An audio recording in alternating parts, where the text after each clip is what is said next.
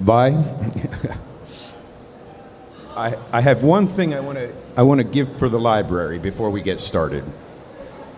This is a back patch from a club that I'm a part of called Come-A-Lot. And if you notice, the border on the patch is actually 3 different colors. And just like everything we do at Come-A-Lot, it's always an accident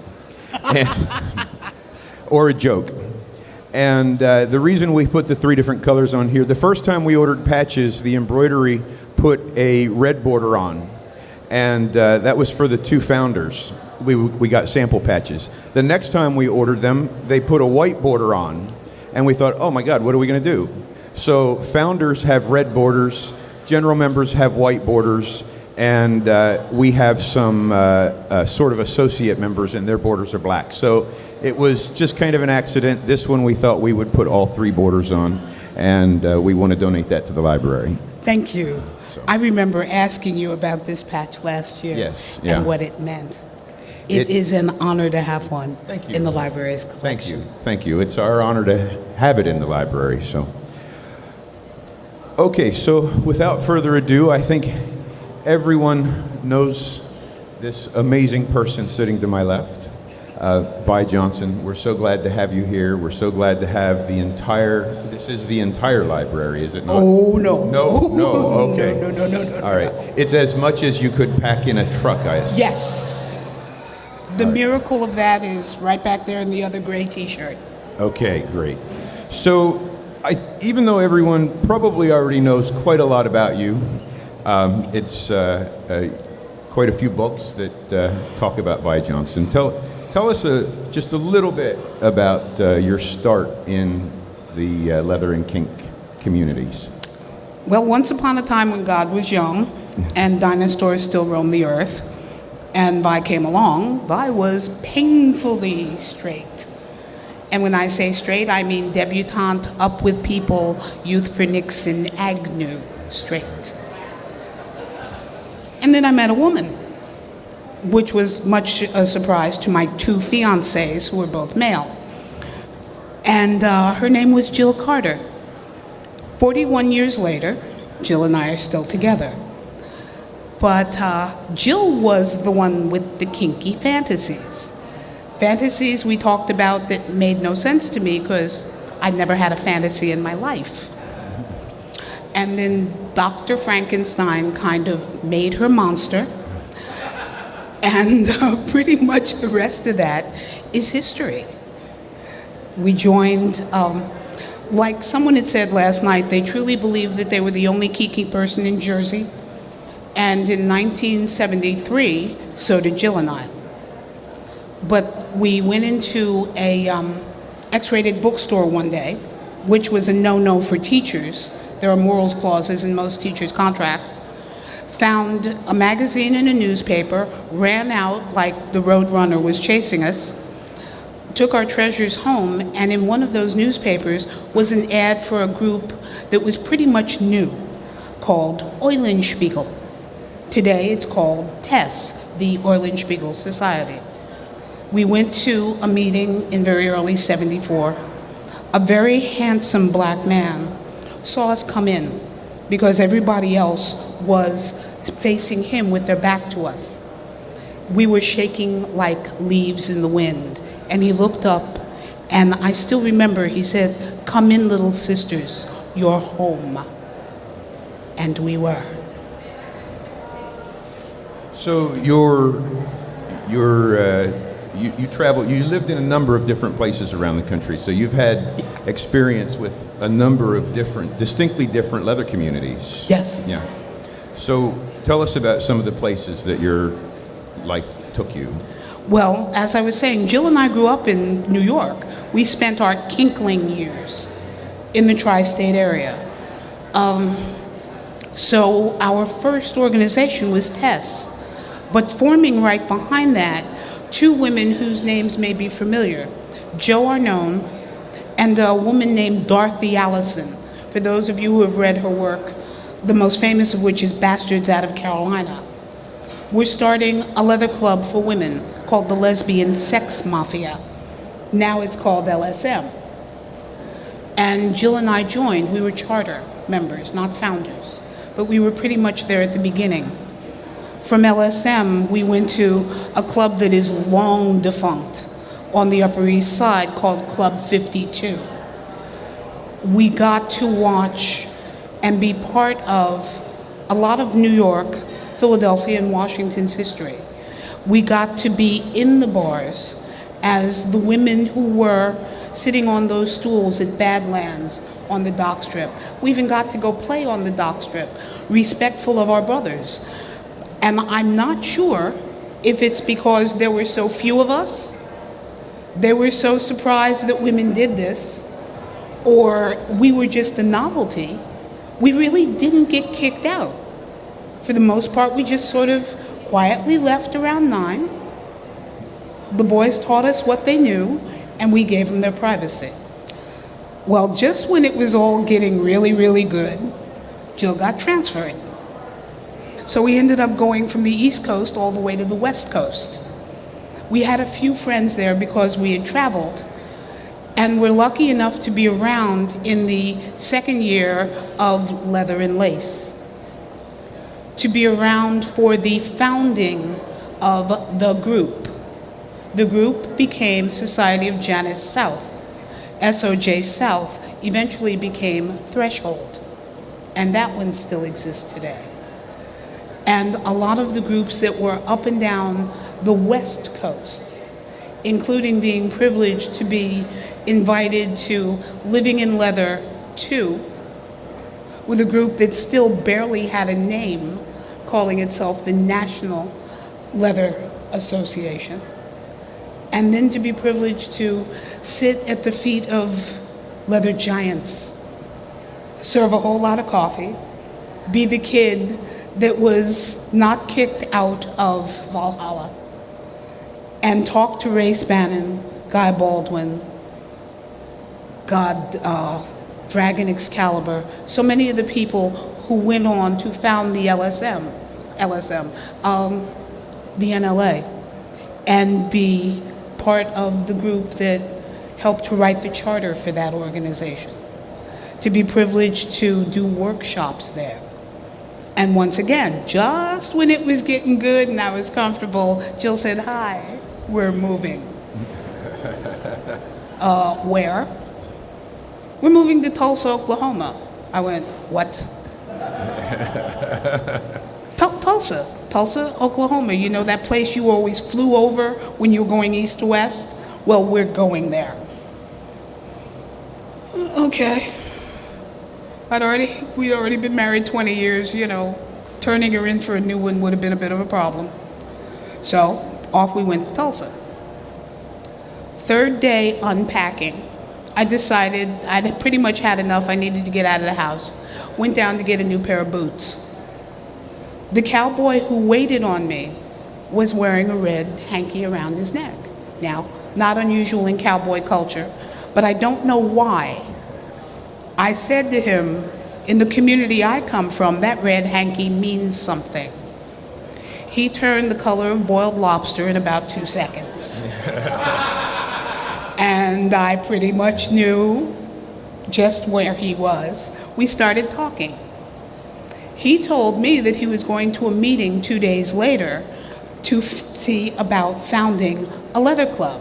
I said, "Where is it?" He gave us the address. We met him at a little bar in downtown Tulsa. It was the first meeting of TULSA, which is still my home club. So we've been around a lot. And then Jill said in '96, 2 things that almost gave me a heart attack. First, "Hi, we're moving again. We're moving to Philadelphia." Okay. Second, "I think I'll run for IMSL." That was the one that almost made me have an accident. Pretty much the rest is history. So, if I'm not mistaken, the Leather Library sort of got its start while you were in Tulsa.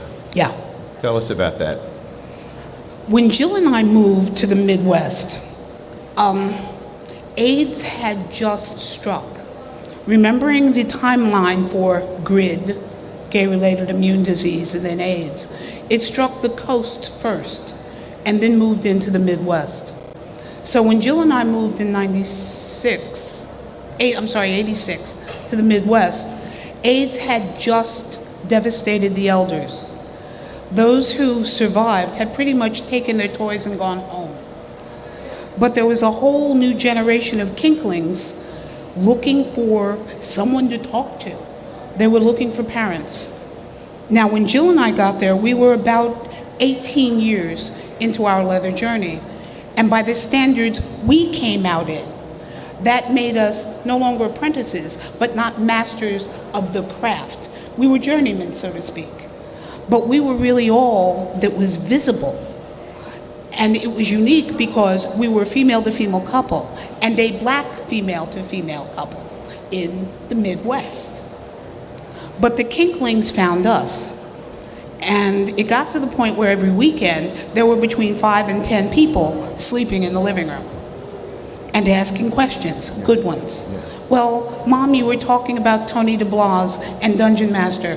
Can I read the article? It's in the box. Boxes Jill and I just hadn't bothered to throw out after umpteen moves around the country. Well, do you have the program from that run that you were telling us about? It's in the box. Well, I need some information on Jeff Maines. Can I get a copy of Urban Original? Oh, it's in the box.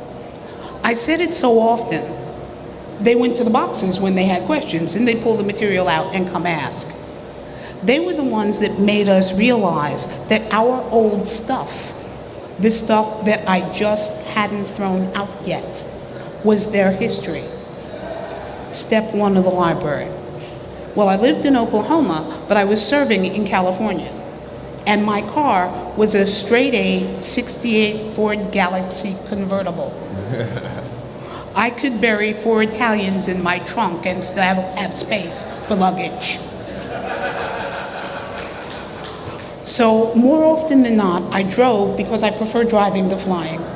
And I'd go to California, and while I was there, pick up 10 copies of the Leather Journal, 10 copies of Drummer, the newest books, whatever magazines had just come in from Europe.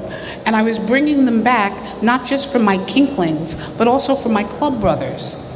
And the 7 boxes hit 10, and the 10 kind of hit 12 and 15. And then they started getting hidden in the closets, under the furniture, behind the sofa. And it just kept getting bigger. Step 2 of the library. We ultimately moved, and now about 25 boxes were hidden all over the house. And those of you who have seen the old house in Willow Grove never thought about the fact that my sidebar was actually 12 crates of books with some plywood over it and a very pretty tablecloth. But eBay was brand new. And Willow Grove was one of 5 towns in the country that were wired with the high-speed internet. It was an experiment. A book came up for sale on eBay that's actually on those shelves. A very rare edition that I wanted for us. I wanted to save this book. And I was afraid I was going to get into a bidding war, but I had something nobody else had. I had the button. At about 7 seconds, I sniped the guy who wanted the book. Did the happy dance, because I'm like that. And I started corresponding with him. This was back when you could still talk to someone on eBay. And I thought I had a kinky book collector who could help me find other things that I could afford. Boy, was I wrong. I ultimately found out through our emails that he's being paid with a number of other people by the Christian right to find the things they deem questionable and burn them. Now, we don't have enough time, nor do you have enough ears for me to tell you what I think of anybody who will burn a book. We can have that discussion outside where it's cooler, you'll need it. But furious, you can't imagine. I decided then and there that if I could afford it, beg it, borrow it, or steal it, I was going to save it. A couple of months later, I was at Southeast Leather Fest. And a young man walked up to me and said, "Miss Johnson, may I talk to you?" Now, anyone who says Miss Johnson automatically has me looking for my mother. A little more. But he said, "I run a little gaming store in Michigan. And last weekend there was a book burning in front of my store. And I'm afraid for my clients." We talked for a little over an hour. I finally convinced him that if he shut down, they win. He didn't. But if I wasn't resolute 2 months ago, I was then. And what was is, some of you who've known me for 20 years, Mom's obsession, and what Mom does, became the library that day. I was determined not only was I going to save it, as a family, we were going to show it, because I don't do this alone. I have an incredibly tolerant mate who has accepted the fact that we'll never have a retirement fund. But I have an amazing boy back there who's been traveling with me doing this for over 10 years. And those who don't know Robbie, that is the wind beneath my wings. So, I have other family members that we're training now because, as I have said to you before in jest, this shit's heavy and Mom's old. But unlike my big brother, and for those who think the archives and the library are at each other's throats, we are effectively big brother and little sister. They are our Smithsonian. The library is more like the Library of Congress. My job is to bring it to you so that you can see it and feel it and touch it and hold it and know you have a history. A history that, if you even look at the "we didn't invent it" board, goes back beyond the Maenads who served Dionysus, who had to prove they could be flogged to an orgasm to even worship the god. Goes back beyond Ramses. The first dig that we've uncovered at Göbekli Tepe was a man with a raging boner. The picture's on the board. We didn't invent this. Germany has said, if I can erase your history, I can convince anyone that follows you, you have never existed. Not on our watch. yeah.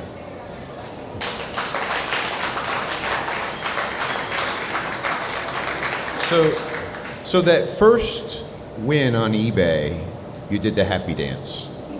What's the thing that you've acquired that made you just jump up and down for joy? What's the prize? There are actually two, and they go together. Both of them were an accident. The first was a copy of the 1701 Histoire de la Flagellance, the history of the flagellants, the flagellation cults of Europe, where they just go around beating themselves and each other, theoretically to the glory of God. We got the book by accident. The seller didn't know what he had, literally. And it was one of many things that he bought, and he just wanted to get rid of it. So that was one of those, I'm not going on vacation. And we acquired the book, and what he described was not the book he sent. He described a book that was much, much later. So I opened it when I picked my jaw up and looked at it and started to flip through it, and this is written in archaic French. In the back of the book are 23 handwritten pages bound into this book. Now, those that I've given it to translate said it is essentially a writer's proof. These are corrections for this book for the next edition. Wow. So what we're trying to figure out is, I obviously have a copy from someone very close to the author. Do we have one of the author's copies? I have had 2 priests who have offered to send it to friends in the Vatican to have it authenticated, because they're the only ones who have copies of the author's handwriting. Now, I'm figuring my great-grandchildren will never see this book again, so basically, not so much. The next one to come in was also an accident. It was the 1763 answer to that book. The first was written by a French abbot who was a scholar of the Sorbonne. The second was written by an Englishman who brags in the title page he is not a scholar. But basically he says, Abbot, if you're going to discuss flogging for religion, then you also need to discuss it in history, in culture, and in the bedroom. And the book is not only intact, all of the etchings are still there. So if someone says to you, you want to see my etchings, little girl? I actually have some.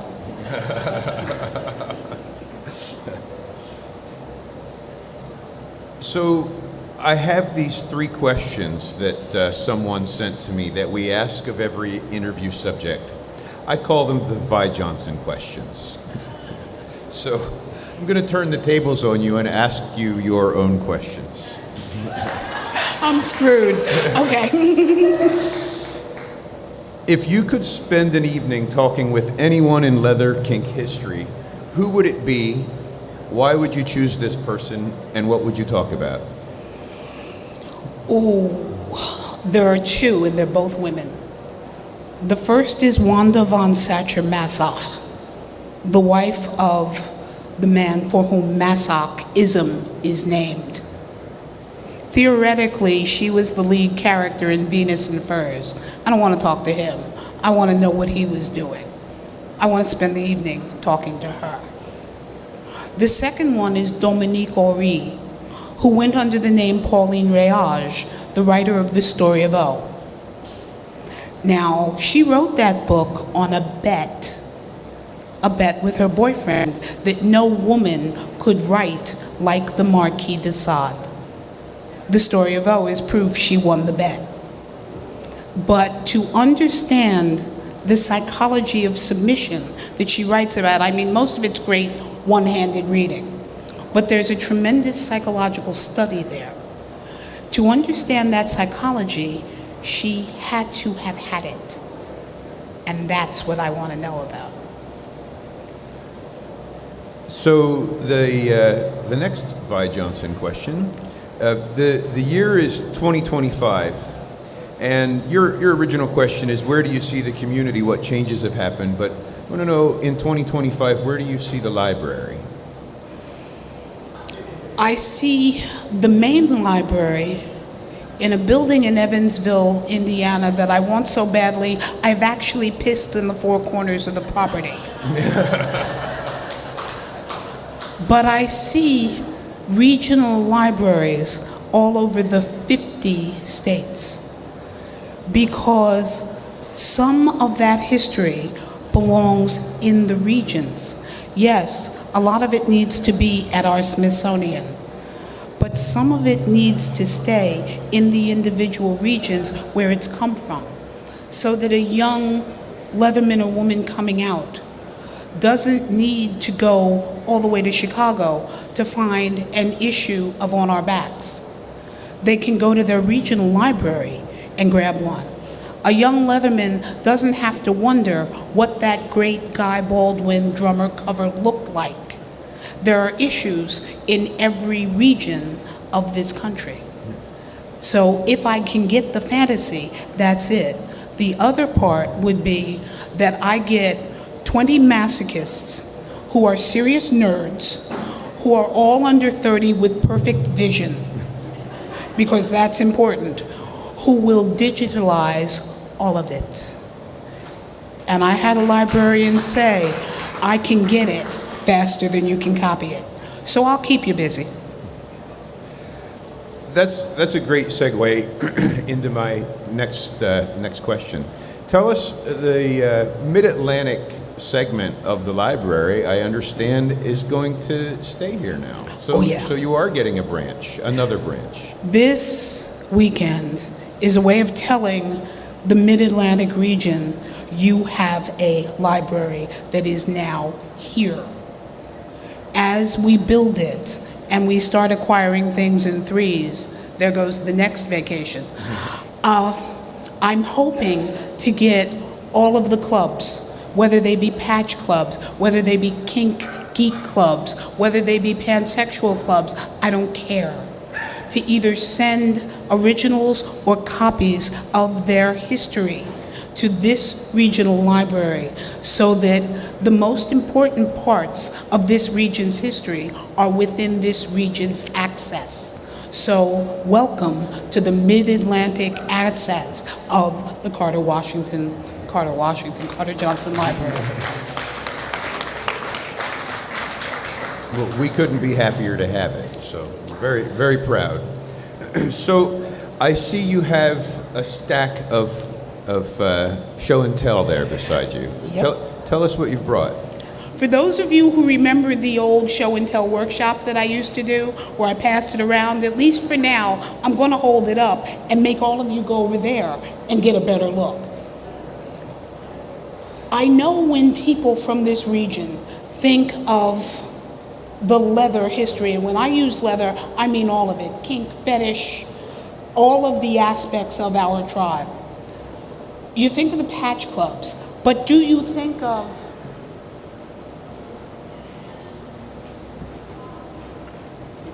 the notes from Command? Not the programs, the club newsletter. This is where Command started. This is Command's history, not just the contest.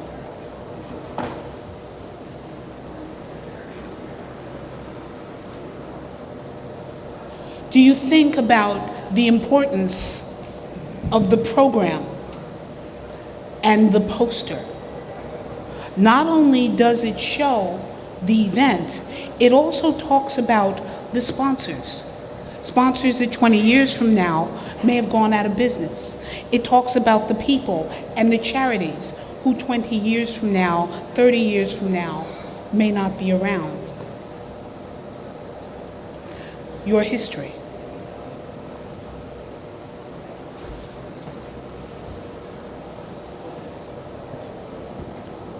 The scholarly works, the best writing on the true history of this tribe. And now I'm talking about the facts, not the legends and not the truth.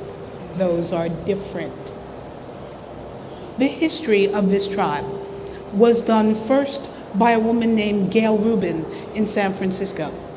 Her dissertation was the first ever done on the kings of Castro Street and what the leather culture was. But the second great work that bounced off that was done by a man who lives here in Washington. For those of you who know Robert Bienvenu II, his dissertation on sadomasochism as a cultural phenomenon is also on that table and staying in Baltimore. History.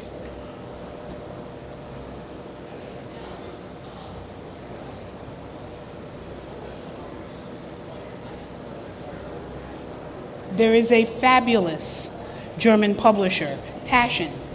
A lot of us have Taschen books on the shelves. They have saved so much of our history. They reprinted Exotique. They reprinted Bazaar. They reprinted Physique Pictorial.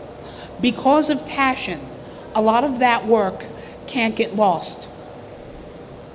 A copy will always be available if you hunt for it. But the originals are so much better. They are in the Baltimore Annex. You guys just go on. I'm gonna.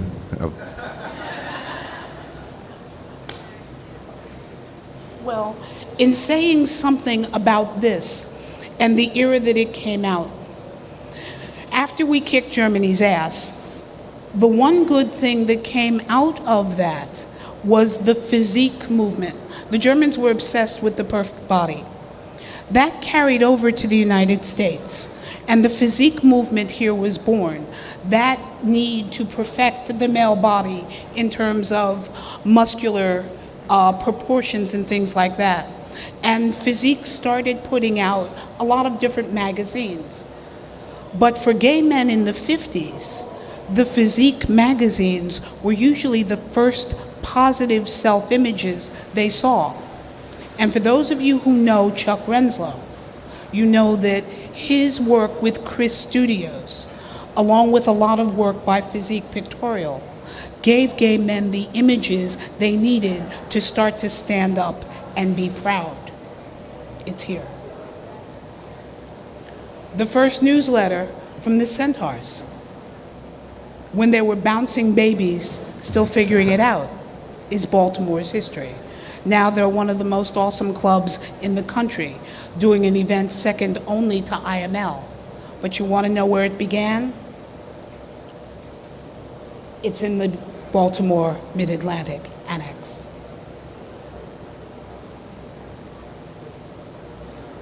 Ladies, and those of you who don't understand the concept of a contact magazine, because just about all of you really are too young for that. Once upon a time, before the internet, when we actually still wrote letters, now schools don't even teach cursive, when we actually wrote letters to each other, the only way you could really meet, other than through the club or through the accidental meeting through, some of the early magazines, including Justice Weekly, and that's another story I'll tell you in the library, was actually through the Contact magazine.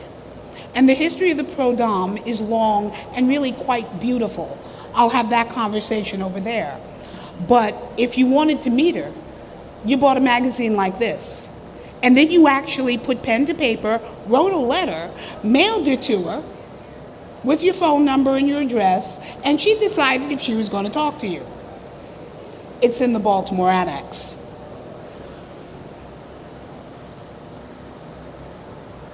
Now we get to some of the prides of the collection. We didn't invent this. Our kinky ancestors were doing this a very long time ago. For those of you who can see this illustration, and if you can't, come look, I'll show it to you over there. This picture was done in 1933. The book is from 1934. She's bent over bound with a birch, a bundle of twigs on her back, waiting to be flogged. It is as beautiful today as it was when it was printed in Germany in 1934. Welcome to your history and the Baltimore Annex. This is the easiest interview I've ever done. You just say, go. Anyone remember how much trouble this caused 20 years ago? Oh, yeah. This is Madonna's Sex. All of these were numbered books. The number for this is on the back. I've only been able to get a hold of one copy until about an hour ago, when a beautiful woman gifted the Baltimore Annex a second copy. You want to know what got Madonna censored? It's in the Annex. Now let me back up, about 100 years. In Kansas in 1890, there was a man named Moses Harmon. And he pretty much scandalized Kansas enough to be burned out of 4 different cities where he published. Oh, bless you. Menopause is hard on old women. But why did he get burned out? Because he had radical ideas, scandalous ideas, like the fact that any man of chivalrous intent, and this is a direct quote, should know that a woman's body is her own. That a woman had the right to the property she came into a marriage with. That a woman had the right to choose her own husband. That any 2 people who loved each other should have the right to marry. This was in 1880 to 1909 when the newspaper finally ended. He called that something even more provocative. Now, remembering that the word Lucifer just means light bearer, taking the religious connotations out of it, he called his newspaper Lucifer the Light Bearer. These are the originals. We've had them covered so that they can actually be handled, because 110-year-old newsprint really isn't worth a cuss for reading. 10 of those are coming to the annex.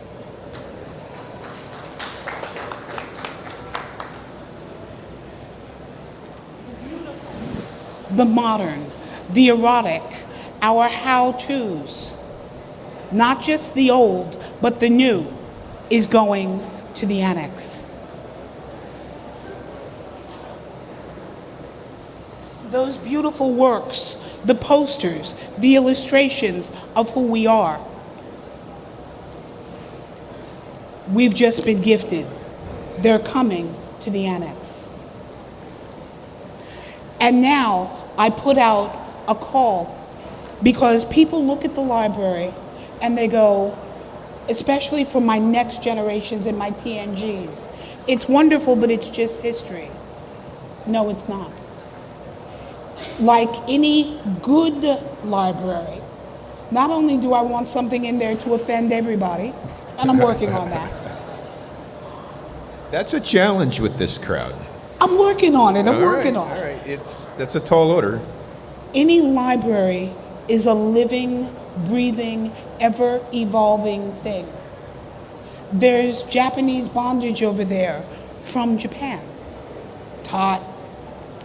There is gay men's death porn over there. It's even hotter.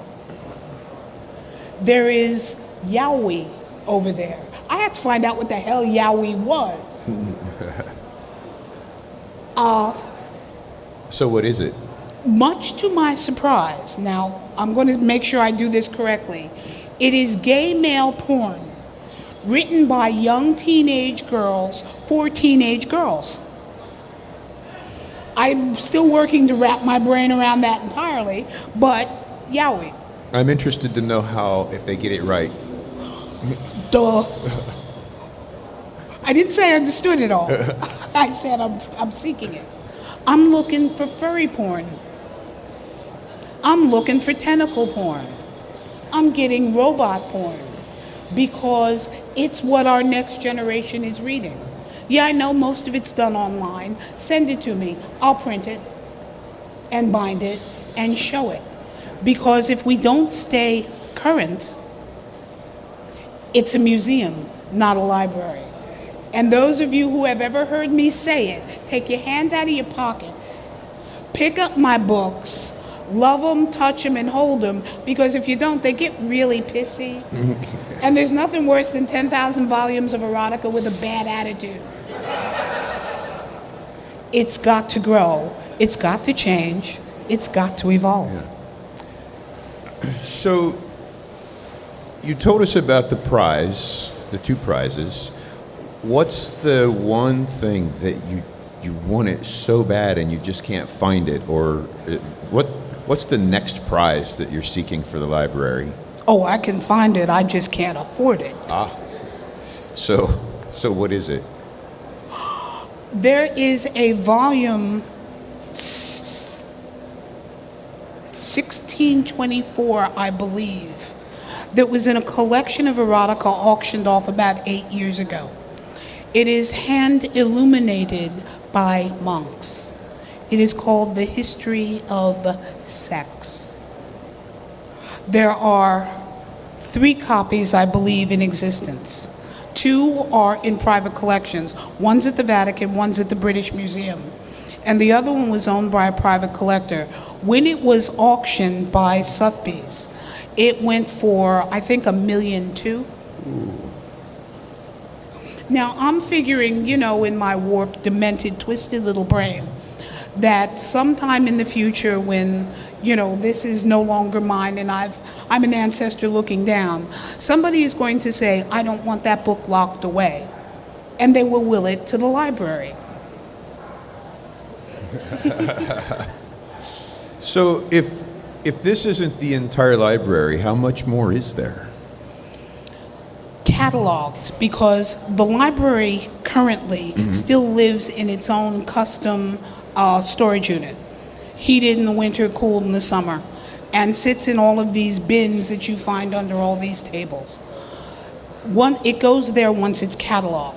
So of the cataloged collection, you're looking at somewhere between 35 and 40%. Wow. Then there's about 100 linear feet in my workroom. I haven't cataloged yet, and about 100 linear feet in my garage that I haven't cataloged yet. And then there's the private stuff upstairs in my bedroom. So,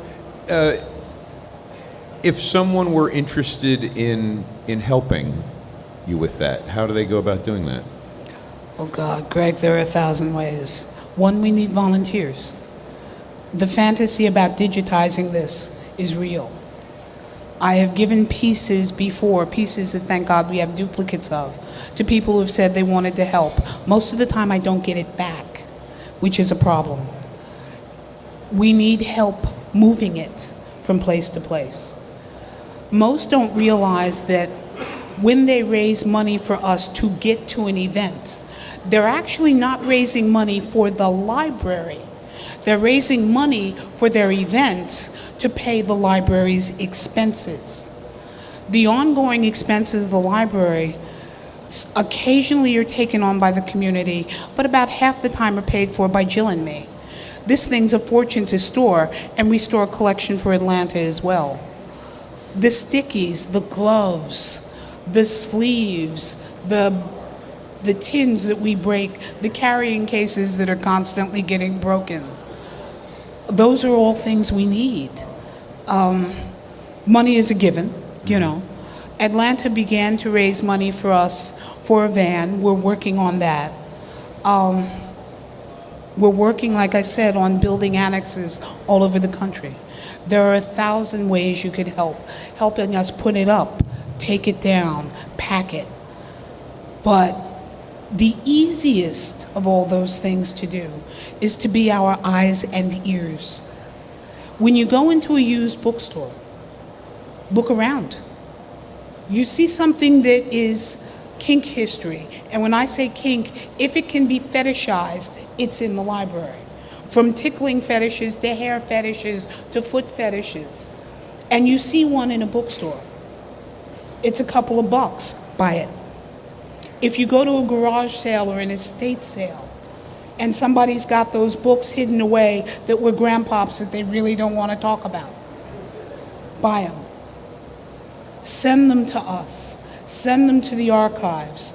But most importantly, get a library started in your bar. Ask the bar owner if they're willing to put up a couple of shelves that can make a lending library. If you outgrow a magazine and you don't need it anymore, find a place where another young leather man or woman can pick it up and access it. One story that I want to tell you about that access. The first table, which is always a part of the library's history now, is called Ziggy's Corner. It was dedicated to Ziggy Ziglar, who was international slave about 10 years ago. And it's take something, leave something. It happened because Ziggy sent us books.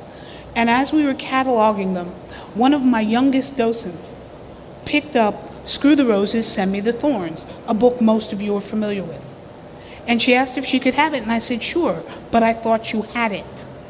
She said something to me that stopped me cold. She said, Grandmom, I can buy this book, or I can eat for 3 days. That is not a choice our TNGs should have to make. We have the books that we don't read anymore. We have the magazines we don't need anymore. We have the programs that we share our stories in. Make that available to our next generation. What we do and love is expensive. The things that have been left on Ziggy's Corner amaze even me.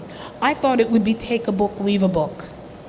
The first young man to come down and take something off Ziggy's Corner took a book and left a t-shirt. The young man who came down after him took the t-shirt and left 3 videos. We have had corsets, shoes, wishes, literally. I wish whoever picks this up to have a wonderful day. May this make you smile. Notes left on that corner. My name is I live at. If you are ever in my town and need a place to stay, stop here. To people who have left, literally, their troubles on Ziggy's Corner. We had a young lady leave a stone that helped her through her divorce.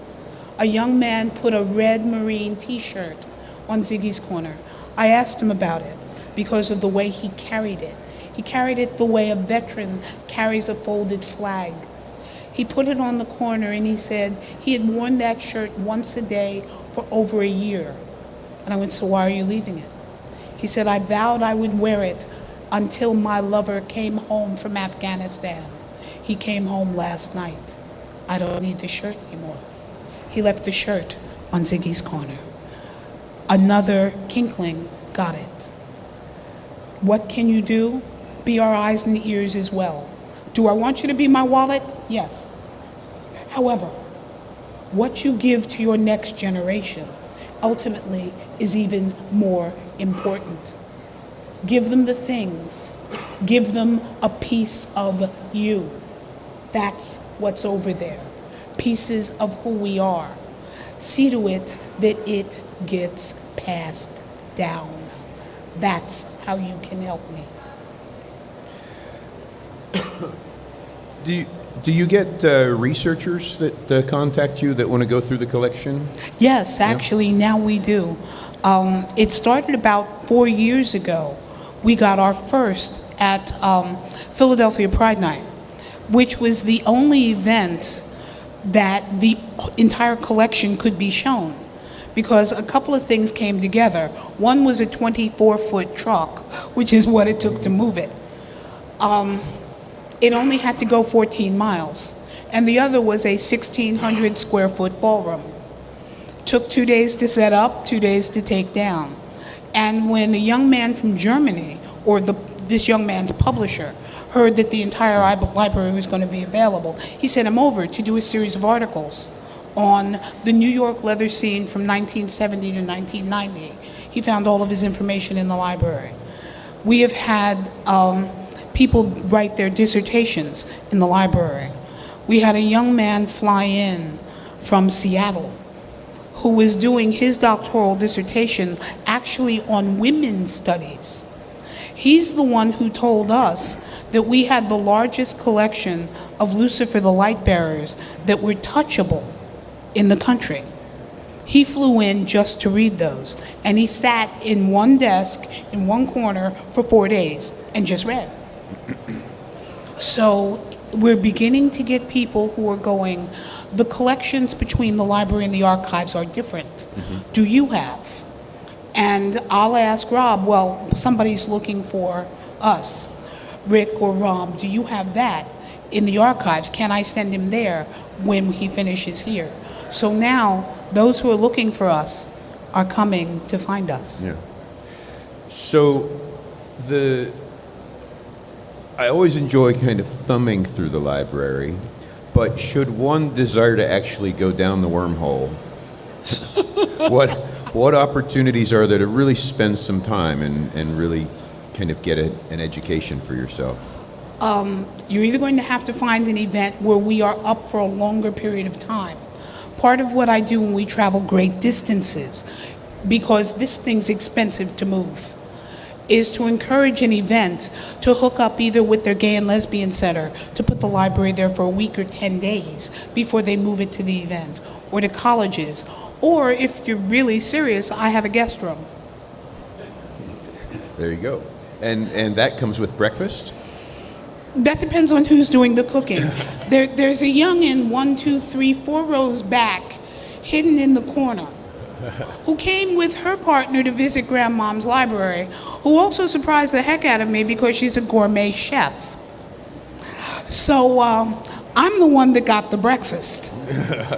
They're the ones that got the history. Worked out real well. All right. So the last Vi Johnson question, and I suspect the answer to this one is very, very obvious. What do you consider your leather kink legacy? I figured that was a simple one. She actually said no words. So, is there a message you'd like to leave the Mid-Atlantic region with as you leave their collection behind with them? How many people in this room qualify as TNGs? Stand up. Old farts. Look around you. You are looking at your next generation. If we have done our job correctly, we have loved them, we have taught them, we have given them history, pride in self, what they do and who they are. They are going to take what we have given them, take away what they don't need, add what they want, and change it. Did you hear me, old farts? They are going to let all that we love evolve. If we have taught them well, they stand on solid footing. Trust them to do what needs to be done to let this community go on. Teach them, love them, swat them on the fanny and aim them at the world like educated guided missiles. And know that what we love goes on in them. Thank you very much. It's always a pleasure. Thank you. Thank you. All right. Thank you, everyone. I'm not sure what time it is. We have a panel discussion scheduled for noon with the Centaurs. Depending on whether that traffic is cleared up and they're all here, we'll try to get started as close to noon as possible. Please don't forget to take a jar home. Thanks a lot.